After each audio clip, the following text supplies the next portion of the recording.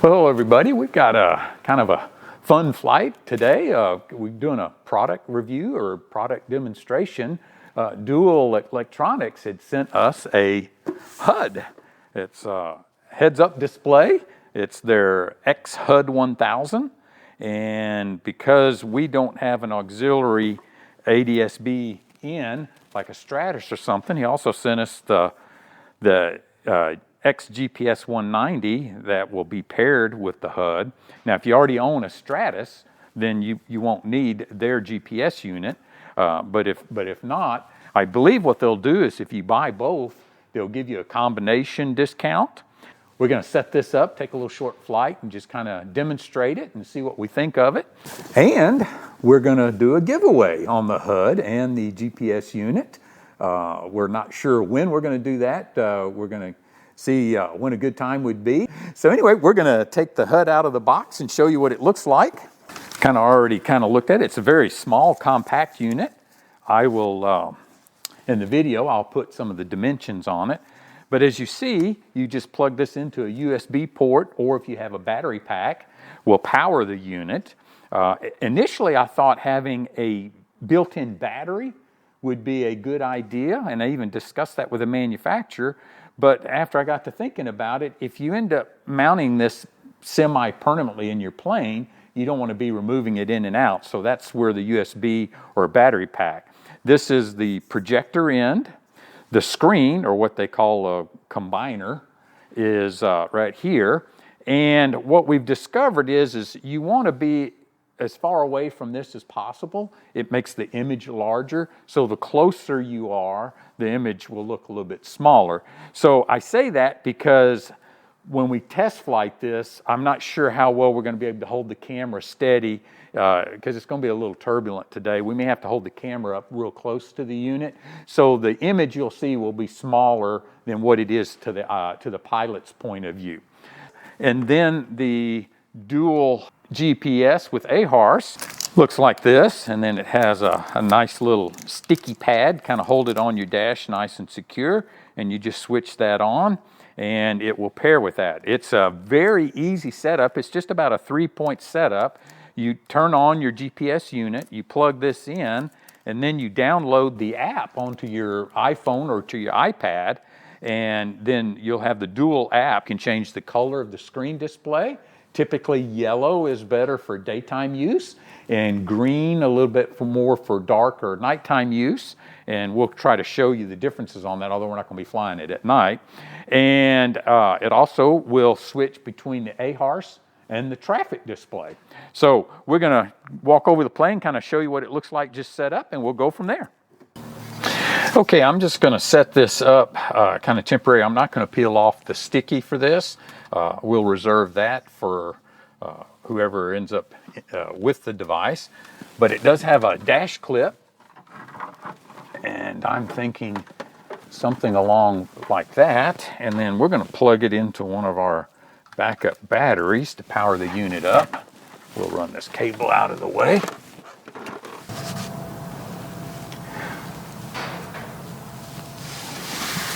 And just the screen or the combiner. And as you see, all right, right now we have it on traffic. So let me power up the app. This is our satellites that we're receiving. It also has an AHRS on the app if you want to use that, and then zero that out. And then there's the traffic that you can see on your phone if you're not using it on the HUD. And then here's the HUD. There is a disclaimer. It's not to be used for primary flight instruments. All right, we want to connect the HUD. So we are connected. So everything is going. So here's the AHRS. So here's what the AHRS looks like. And just to give you a demonstration, I'm going to take the GPS unit and bank left and bank right and then level and then climbing up. There's about a 10-degree pitch. and a descent. Also about a 10-degree pitch. And then your compass. It also shows your ground speed and your altitude. Okay, now from my point of view, let's look at it a little bit further back. That actually filled up though, didn't it? All right, on the traffic, as you see, we've got quite a bit of traffic, and we have a 5-mile inner ring and a 10-mile outer ring, but we can also zoom in on that for a 2-mile inner ring and a 4-mile outer ring, which is kind of nice if you're in a heavy congested area and you're just more interested in what's really close by. So there's the 5 and the 10. There is a 10 and 20. There's a 15 and 30. As you see, it gets a lot more congested. And it can zoom out to a maximum of a 100-mile inner ring and a 200-mile outer ring. I have no idea why you want it that far out, but the 2 and 4, the 5 and 10 would be the two I think would be the ones I would tend to use the most. If we're maybe the 10 and 20, but that's if you're maybe on a cross country and not in a very congested area. But I do like the 5 and 10 and the 2 and 4. So that kind of gives you an idea on that. Here are the different colors. Yellow is recommended for daytime. Green is more for nighttime. So let me switch to AHRS. There's the green. Kind of hard to see during the daytime. Let me show you the two differences. There's the yellow. That's better for daytime. The green is better for nighttime. So that's kind of the ground demonstration on it. We're going to go ahead and get the plane out and boot everything up. I've already had some other pilots tell me it's a little bumpy today. So again, that's why Janis will probably be holding the camera up next to the dash, steady her hand.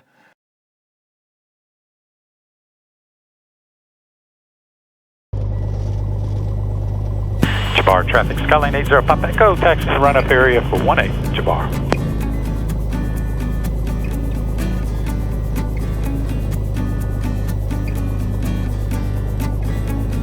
Jabbar traffic, citation 22503, taking runway 18 will be a southbound departure, Jabbar.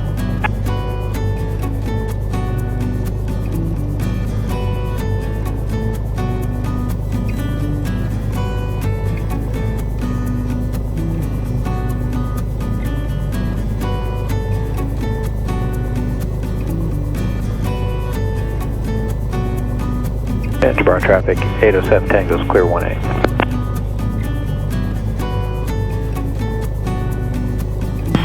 We're holding for you, 0 Tango. Oh, thank you, sir.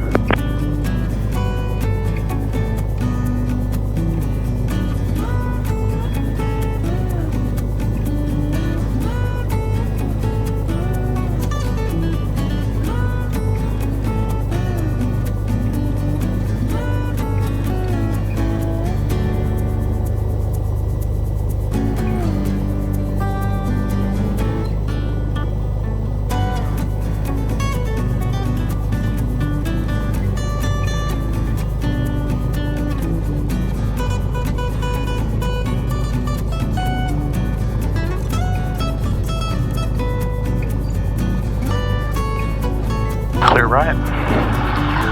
Clear right. And 22503 is off to Parr, southbound.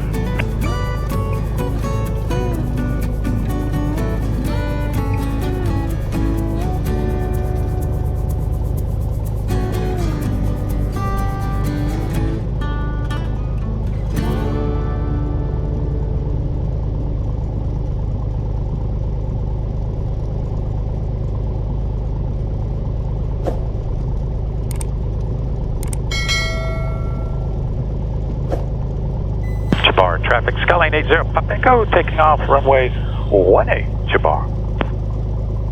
Heels on the floor, rich. Degrees.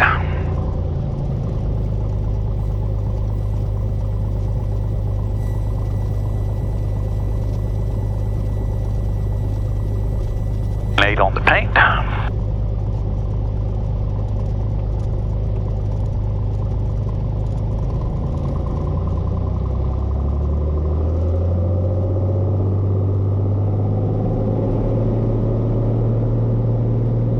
Airspeed's alive. Instruments are green.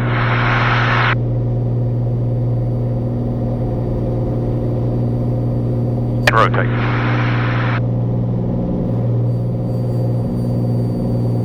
Positive rate, flaps up.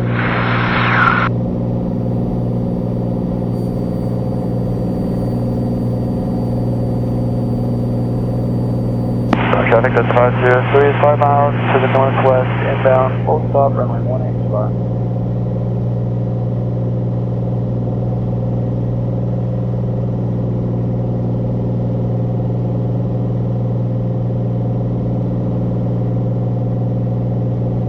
Jabbar, traffic, Skyline 80 Papa Echo, turning right, crosswind, 18, Jabbar.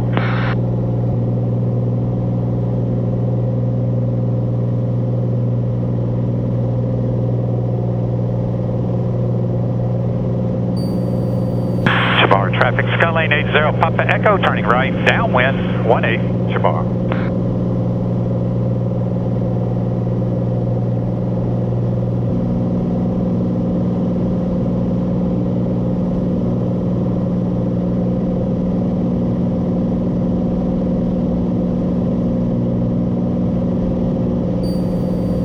Star traffic, that's 503 is 3 miles to the northwest. We'll be entering a right downwind, runway 18. We have the Parr for the course inside. Hey, we got you on video. Where's he at? Do you see him? I don't see him. It's only 3 miles. Yeah, he should be over that way. Need to look down at the property. Yeah. Ron and I've been kind of looking at a little property up this way. Hello everybody, we had the opportunity, Dual Electronics sent us a HUD heads-up display. It's their XHUD1000, a very inexpensive HUD for GA aircraft. You know, a lot of the more high-end aircraft have a HUD display, but this is one that, for especially, you know, if you're VFR and you kind of want to not have to look down so much, Yeah. you shouldn't really be looking down that much at your gauges anyway, but it's kind of a neat little system. It gives you the opportunity to kind of, at a glance, look through it. So you have your attitude, your heading, your altitude, and also your airspeed. Well, it wouldn't be airspeed, it'd be ground speed. So anyway, and we're kind of playing with it a little bit today. It's a little bit bumpy, but here's what it looks like. And as a true HUD, you can see through it, which is kind of cool.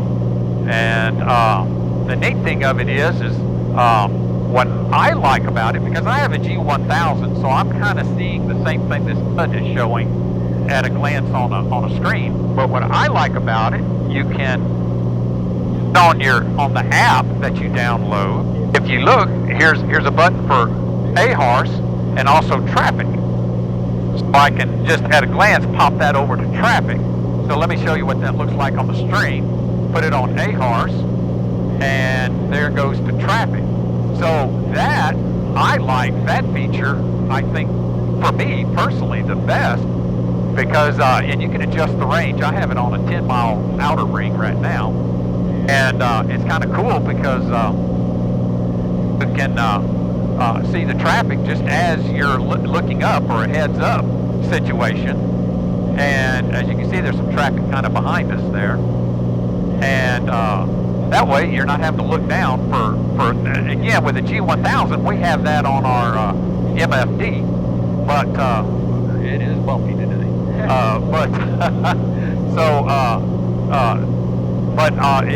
Again, and I'm not getting an argument on Steve versus Glass, because that'll be one nobody will ever win. But it's kind of cool that you can just look up, and even if you have an iPad or anything that has traffic, you kind of keep your heads up, which is actually the intent of this.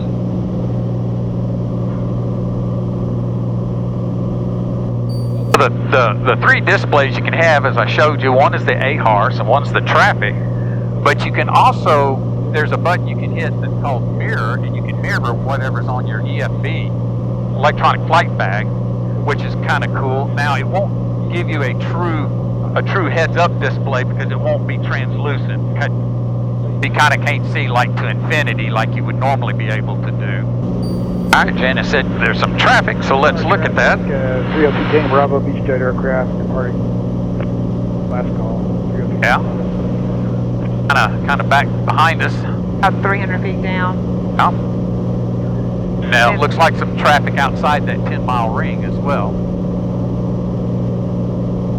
Actually, that's the part I like the best, the traffic display. Yeah. It does show your altitude in the lower right corner, so that's kind of nice, and your ground speed.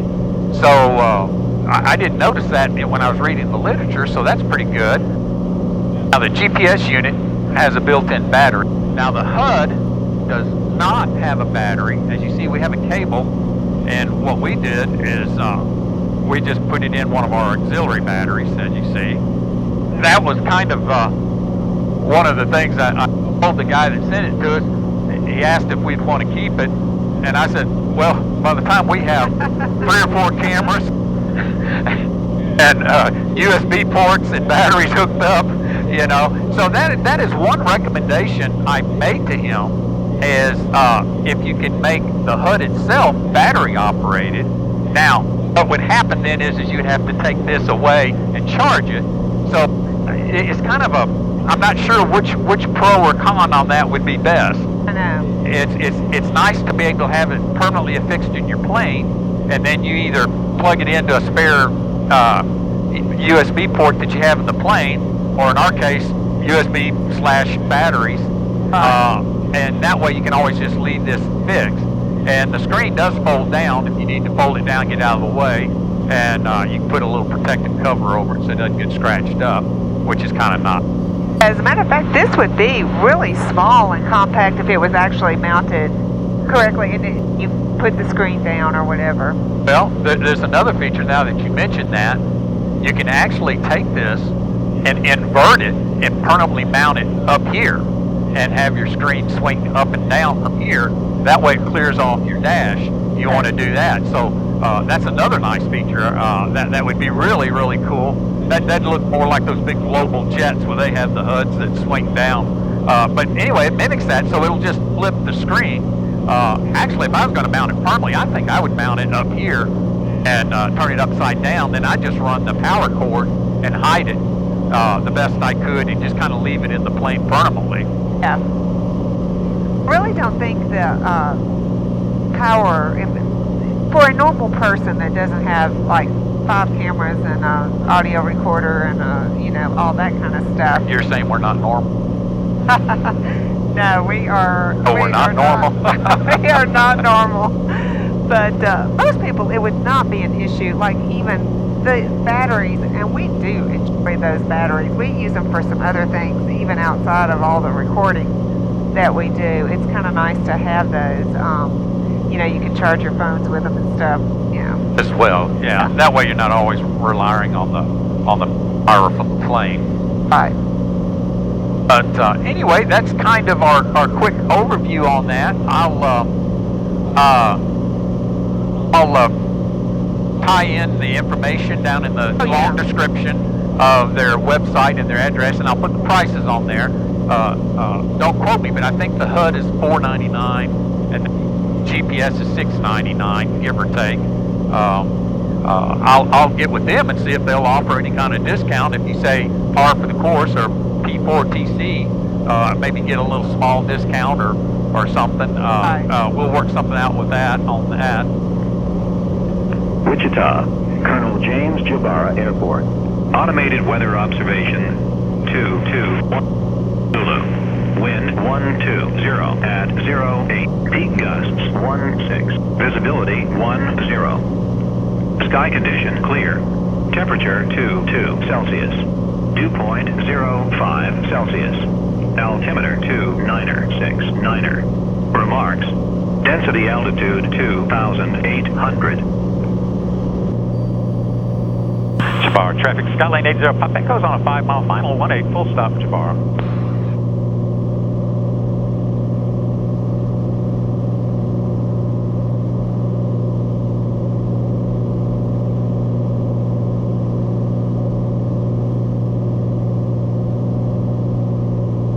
Alright, 1 dot above. 8 degrees flaps.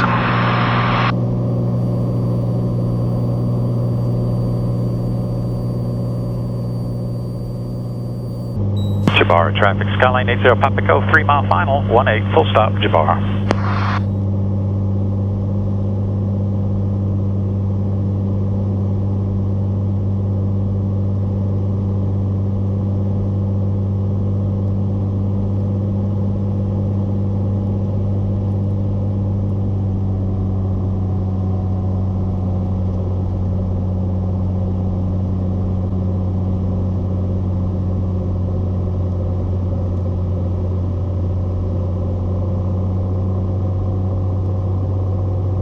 Two white, two red.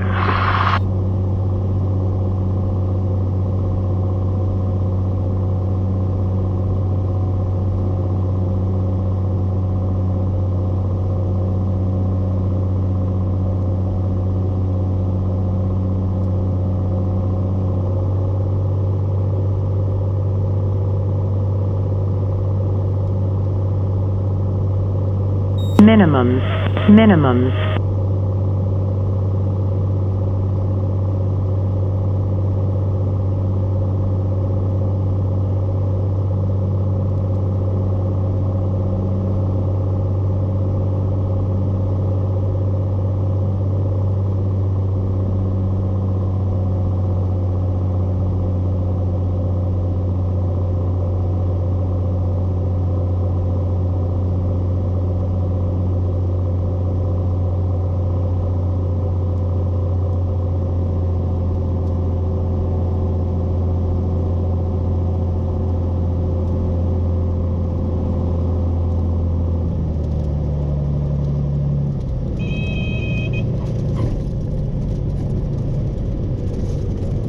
What's up?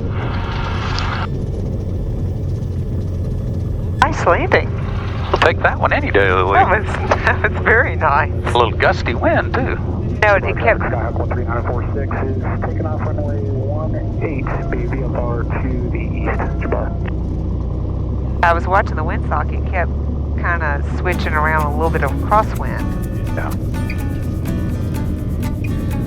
Jabbar, traffic, Skyline 80 Papa Echo, vacating, 18, Jabbar. 946, got you inside. We'll wait.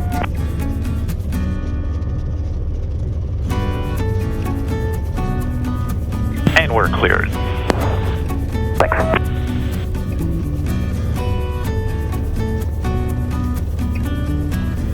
All right, clear left, clear right.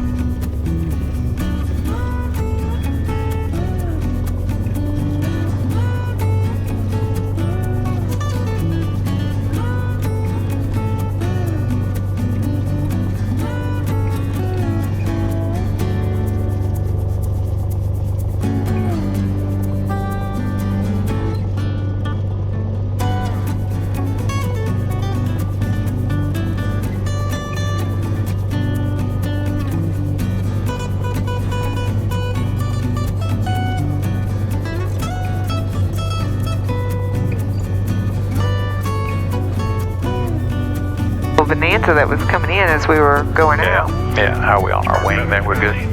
But good. Right now.